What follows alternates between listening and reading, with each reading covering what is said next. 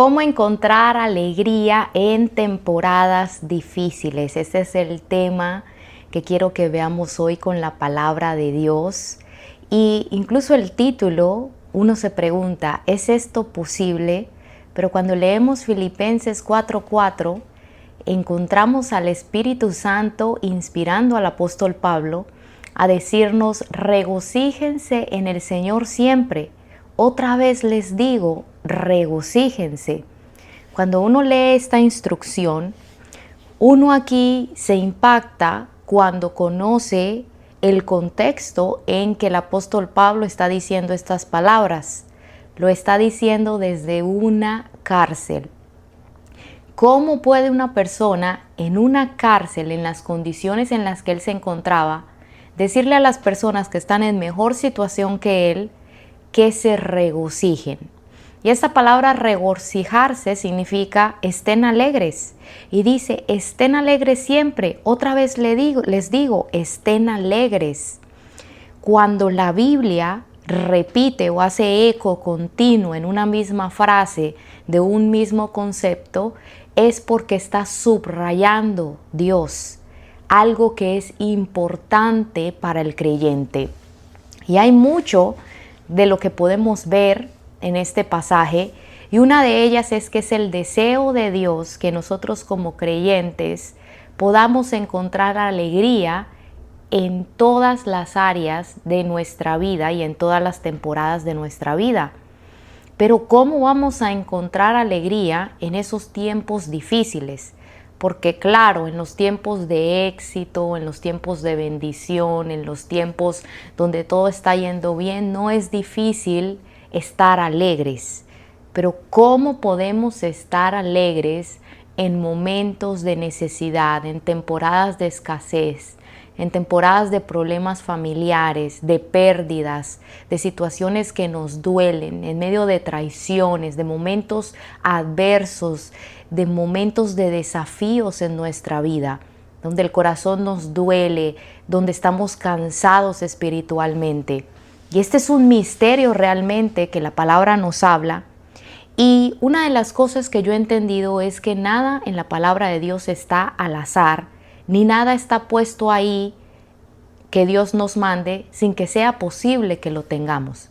Y es importante por eso que escudriñemos la palabra del Señor para que nosotros podamos ver el estándar de libertad al que hemos sido llamados y podamos caminar hacia allá, porque poco a poco con la ayuda del Señor podemos ir entendiendo y irnos desarrollando y madurando en áreas que pueden ser al principio difíciles de creer que podemos lograr, como una de estas.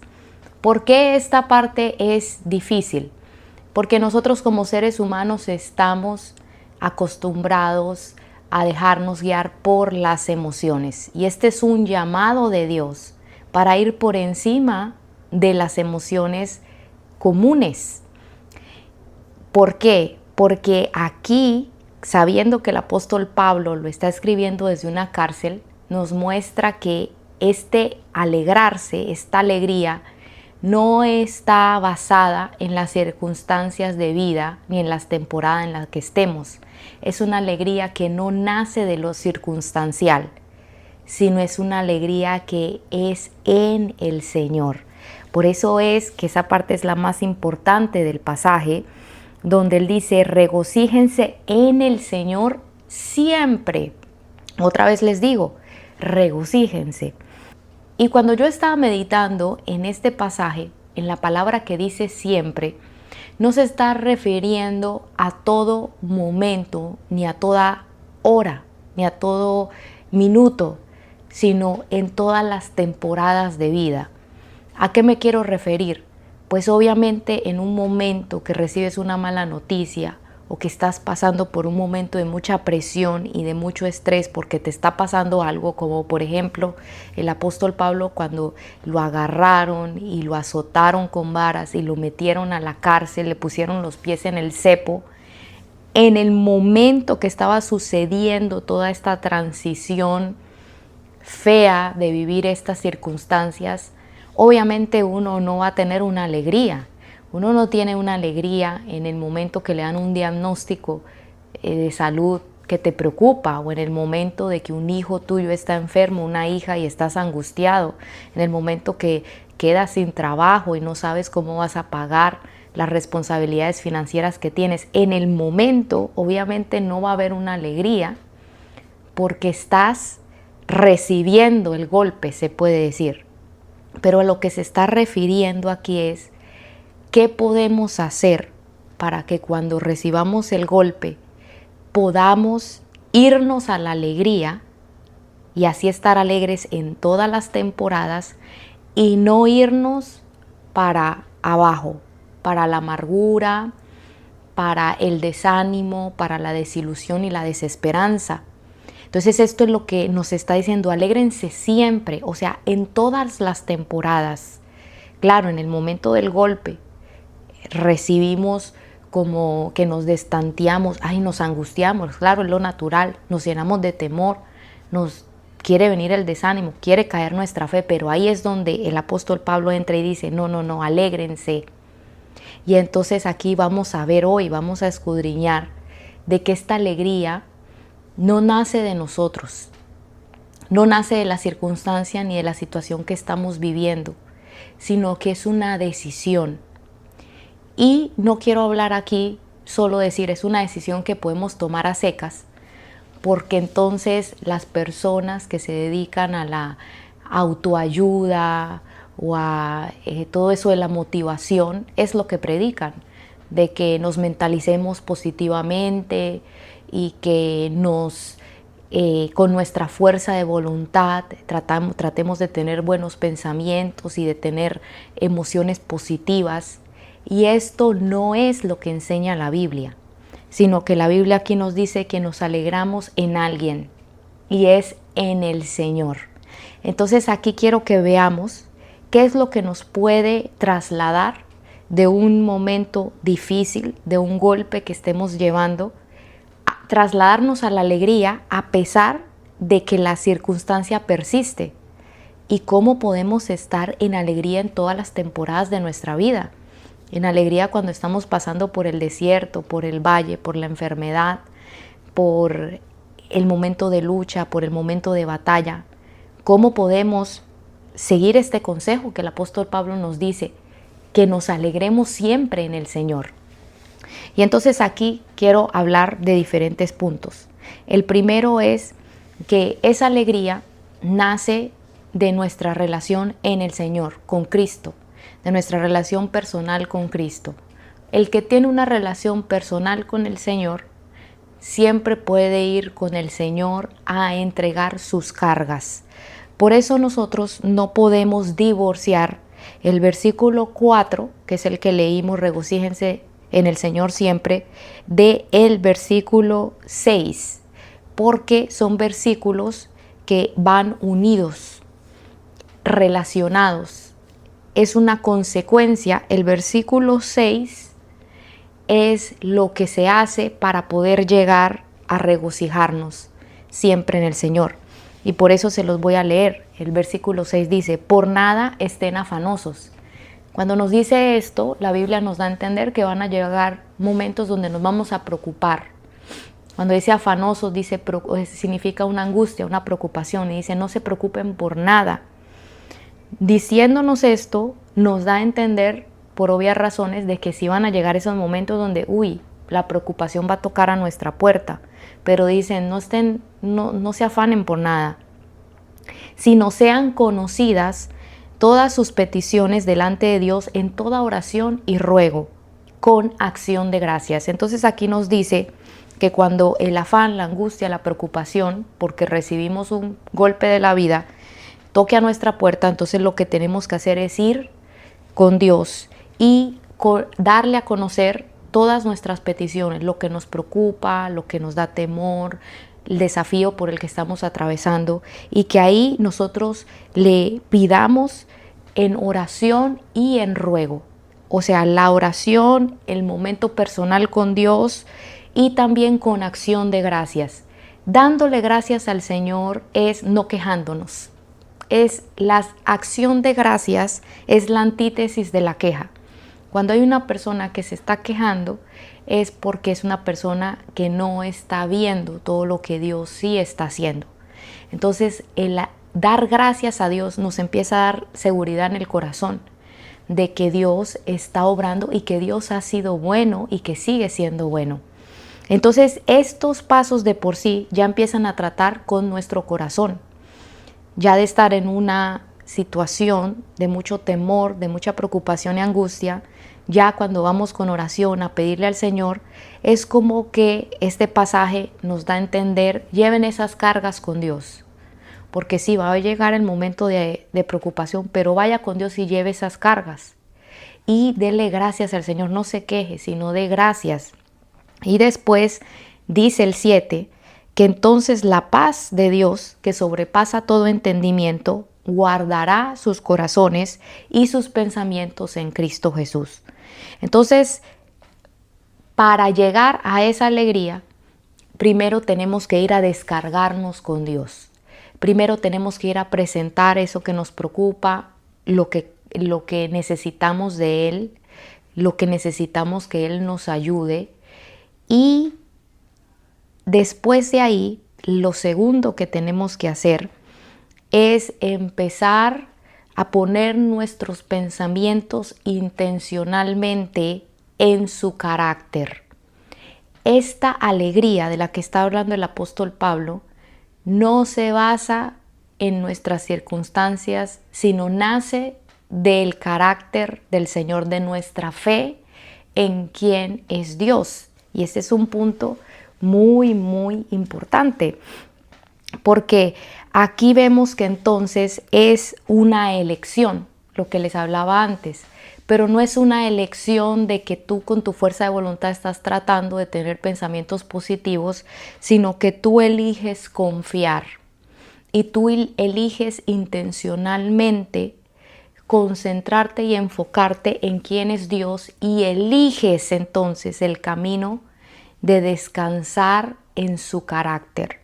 ¿Y en qué parte del carácter? Bueno, eso es lo que quiero compartir hoy en un atributo que es muy importante de Dios, y es que Él es un Dios fiel. Es muy importante esto y hoy vamos a hablar rápidamente sobre esto porque esto es lo que nos va a sacar adelante, lo que nos va a dar firmeza cuando estemos en esos momentos adversos. Pero antes de continuar, quiero mandarles un saludo a todos los hermanos y suscriptores de este canal. Me da una alegría volver a estar con ustedes. La semana pasada me tomé un receso, unas vacaciones del canal, porque la verdad tuve una semana complicada familiarmente hablando con mis hijos y por eso no pude grabar muchos videos y dije, esta semana me la voy a tomar de receso, pero aquí estamos otra vez grabando estos videos. Espero continuar todas las semanas como lo he estado haciendo y los extrañé bastante, eché de menos estos videos y espero que sigamos creciendo en la palabra del Señor y que el Señor siga usando estos videos para seguir afirmando nuestra vida y nuestro corazón en el ancla de su palabra. Amén. Entonces les mando un saludo, un abrazo muy caluroso a todos ustedes que ven estos videos. Por favor, mándenme un saludo ahí en los comentarios. Cuénteme cómo le fue en la iglesia ayer domingo y mándenme saludos de donde sea que usted vea este video. Entonces, quiero que hablemos rápidamente sobre esta verdad, que es muy importante, que es la que nos va a traer alegría en estos momentos difíciles, y es el atributo de Dios, de que Dios es fiel. Y quiero leerles Salmos 36:5 en la Nueva Traducción Viviente, y dice: tu amor inagotable, oh Señor, es tan inmenso como los cielos. Tu fidelidad sobrepasa las nubes. Entonces aquí la palabra fiel, de que Dios es fiel, de su fidelidad, en hebreo es amán y en griego es pistos. Ese es el original de estas palabras. Y lo que comunica es una idea de certeza y estabilidad. Esta palabra denota firmeza, lealtad inquebrantable y una seguridad absoluta. Por ejemplo, como un edificio que descansa en unas columnas fuertes que lo sostienen, o como un niño o una niña pueden descansar su vida está totalmente sostenida por los brazos fuertes de su papá, por la protección, el cuidado de su papá. Usted nunca ve un niño pequeño que está preocupado por qué va a comer, por que si va a tener techo, si va a tener con qué vestirse, si van a haber para pagar los biles al otro día. No, un niño está descansando completamente en la fidelidad de su papá. Entonces esto es una verdad muy importante que nosotros como creyentes tenemos que empezar a desarrollar un entendimiento porque esto es lo que nos va a llevar a tener alegría aún en los momentos difíciles. Este concepto de quién es Dios en su carácter, este atributo de Él. Y por eso es que David en el Salmo 23, que es un salmo muy conocido, empieza el versículo 1 diciendo: el Señor es mi pastor y nada me faltará. Este es el concepto claro de lo que es un descanso y una lealtad inquebrantable que viene de Dios, una firmeza en Él que nos da estabilidad y seguridad, como una oveja que descansa en que su pastor le va a cuidar, le va a guiar, le va a instruir, le va a defender, le va a dar la provisión del agua, lo va a llevar a pastos de reposo, a aguas de reposo, a pastos para que pueda alimentarse. Esto es el concepto del Salmo 23 y fue lo que David descubrió en Dios, de que en Dios él podía descansar en la fidelidad de Dios, en que Dios no iba a abandonarlo, pasara lo que pasara. Y esto es muy importante porque la Biblia una y otra vez nos dice, como es siendo Dios el que quiere que nosotros tengamos esa seguridad de que Él es fiel. Y se refiere a que Él es digno de una absoluta confianza y que su pueblo puede depender de Él sin duda o sin reserva. Describe una solidez inquebrantable como una roca inconmovible en la que podemos descansar, de que podemos tener la absoluta confianza de que no importa lo que estemos viviendo, por más oscuro o difícil o imposible que se vea la situación, podemos descansar en que Dios tiene cuidado de nosotros. Y mire que en este momento, para ilustrar más este punto, quiero recordarles ese pasaje cuando los discípulos estaban en medio del mar, iban a pasar al otro lado y Jesús está dentro de su barca, pero Jesús estaba durmiendo. Y entonces viene esta gran tormenta. Ellos, aunque son pescadores experimentados y no le tienen miedo al mar, ellos se empiezan a angustiar y a preocupar mucho porque la tormenta era muy fuerte y ellos ya prácticamente se abnegaban, o sea, la barca prácticamente se abnegaba. Pero entonces es impresionante cuando van y despiertan a Jesús y le dicen: Señor, ¿no te da cuidado que casi que perecemos? Y entonces Jesús se para, reprende el viento y se hace grande bonanza, se hace una paz ahí donde están. Pero lo impresionante, lo que a mí me llama mucho la atención, es que el Señor le dice: ¿por qué dudaron, hombres de poca fe? Y nosotros tenemos que cambiar nuestra mentalidad, porque yo al principio la verdad que me contrariaba mucho con todo este tipo de comentarios que hace el Señor, porque uno humanamente lo piensa y uno piensa: esto es que es muy válido. ¿Cómo no vamos a estar preocupados y angustiados si estamos a punto de morir, de ahogarnos, de naufragar? O sea, ¿cómo no va a haber una preocupación? Y este es el sentir de nosotros como seres humanos. Hay situaciones en la vida que nos quieren hacer naufragar completamente y decimos: no, claro, es normal que se sienta mal, o nos justificamos a nosotros mismos y decimos: claro, es normal que me sienta mal, ¿cómo no me voy a sentir angustiada? Pero vemos que Dios tiene una mentalidad completamente diferente y les dice a ellos y nos dice a nosotros: ¿por qué tienen tan poca fe, tan poca confianza en mí? Si yo estoy aquí en la barca. Y asimismo Él está en la barca de tu vida y de mi vida. Pero entonces vemos que Dios lo está viendo desde la perspectiva de Él mismo, de su carácter. Es como aquella persona que, o digamos, yo lo pienso así: si viniera un hijo mío o un hijo tuyo y te dijera: papá, me siento angustiado porque no sé si vas a pagar la renta o los biles la otra semana. Estoy angustiado porque no sé qué vamos a hacer. Y tú, siendo un papá, una mamá responsable, que jamás has dejado a tu hijo que pase hambre, que pase necesidad, te vas a indignar y vas a decir, oye, pero tú, ¿por qué te preocupas? ¿Cuándo yo te he fallado a ti? ¿Cuándo te ha faltado algo? ¿No? Yo lo pienso como tipo así. Por eso es que Jesús, que es la expresión de Dios el Padre, viene y les dice, ¿por qué tienen tan poca fe? ¿Por qué dudan?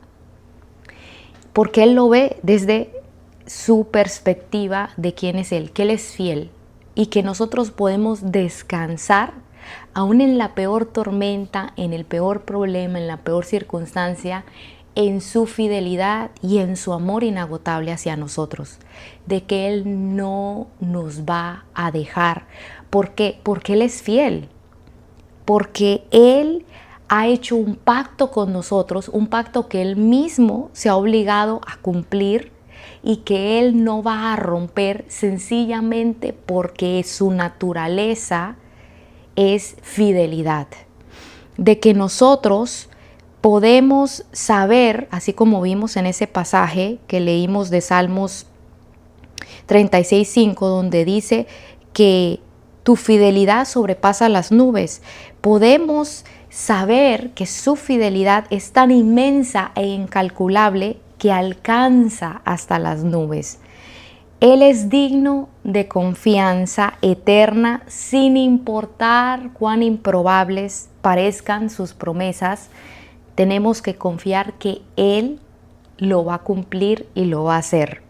Que nada en el cielo ni en la tierra pueden impedir a Dios que cumpla todo lo que Él prometió a su pueblo por medio de Jesucristo. Esta confiabilidad de Dios debería ser una fuente de consuelo y fortaleza a todos los que somos parte del pueblo de Dios, ya que Él nunca falla y no importa si pasamos pruebas o si nosotros sufrimos o lo que sea que estemos viviendo, nuestra confianza debe radicar en esta parte de su carácter. Dios es fiel.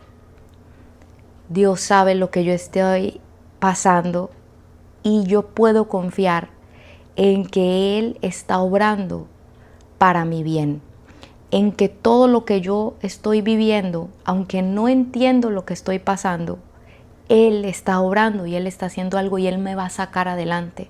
Él no me va a dejar, Él no me va a abandonar, Él me va a ayudar.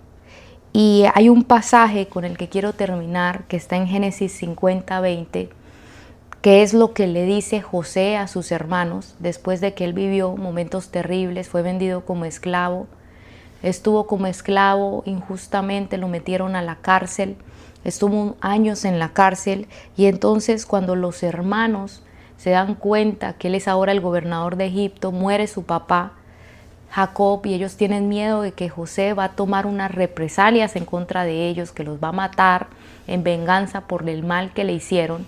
Pero entonces José dice estas palabras que nos revelan qué era lo que sostenía a José en una buena actitud, en medio de todos esos años difíciles, esas temporadas difíciles. Le dice, ustedes pensaron hacerme mal, pero Dios cambió todo para bien, para hacer lo que hoy vemos, que es darle vida a mucha gente.